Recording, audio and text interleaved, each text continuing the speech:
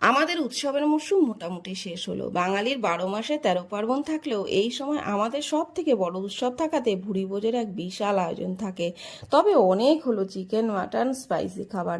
আজ একটু হালকা করে মাছের ঝোলই হয়ে যাক। কেটে নুন হলুদ মাখিয়ে রাখা মাছ প্রথমে ভেজে নেব। এটি আমার ভীষণ প্রিয় মাছ, তবে ভালোবাসলে আঘাত আপনি পাবেন না এ তো হয় না বন্ধু। আমার সাথেও আজ তাই হলো। মাছ ভাজতে গিয়ে প্রথমবারে মাছ একটু ভেঙেই গেল। এত ভালোবেসেও সেও দিল ধোকা।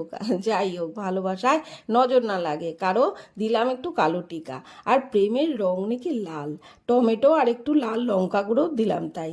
কাঁচা লঙ্কা, জিরে বাটা, ব্যাস কষিয়ে তেল ছেড়ে দিলে পরিমাণ মতো জল ফুটলে ভাজা মাছ আর নামানোর আগে ধনেপাতা। আহা, আর কি চাই।